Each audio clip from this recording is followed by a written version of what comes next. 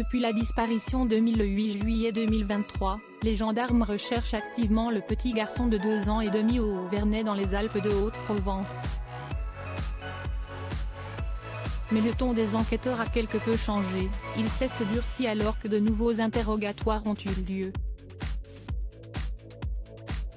Un jeune homme de la région fait aussi office de coupable idéal selon un habitant.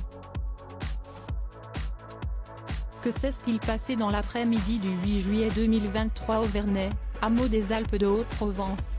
Si est ce qu'essaient de découvrir les gendarmes, sur le terrain depuis plusieurs semaines maintenant pour retrouver le petit Émile, 2 ans et demi, suiveur de papillons et habitué de la marche, qui a échappé à la surveillance de ses grands-parents après une sieste. Si les chances de le retrouver vivant sont aujourd'hui minimes, à part dans le cas d'un potentiel enlèvement, le nom de l'enfant, issu d'une famille à l'ancienne et comparé à une secte, est sur toutes les lèvres.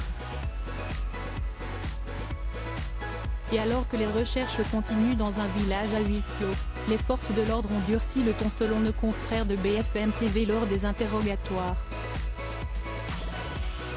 Même si les on-dit ont la dent longue au sein de la population. Il rappelle notamment un profil de coupable idéal pour les enquêteurs, le fils d'une agricultrice de la région, adepte de la vitesse, entendu à plusieurs reprises par les forces de l'ordre. Une agricultrice du village a aussi déposé son véhicule dans les locaux de la direction départementale de l'équipement, Didi, pour qu'il soit inspecté, expliquent nos confrères au sujet de sa mère. Avant de préciser, il a l'habitude de rouler à vive allure avec un tracteur dans les rues du village. Seulement, il ne s'agit que de rumeurs, la police ayant pu prouver que ce jeune un temps suspect n'était pas sur place au moment de la disparition de Mille. Tout le monde est suspect au Vernet. Un couple a lui aussi été particulièrement entendu en fin de semaine passée par la police, 3 heures pour le mari, 2 heures pour la femme. Et pour cause, l'homme est l'un des derniers habitants du hameau à avoir vu Émile jouer sur place le samedi 8 juillet dernier au matin avant que le couple ne s'absente au moment de la disparition du garçonnet.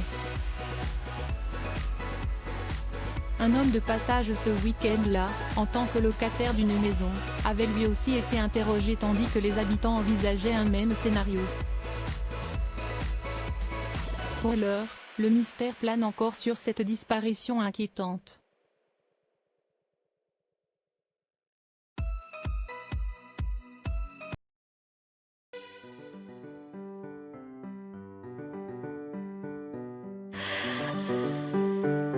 나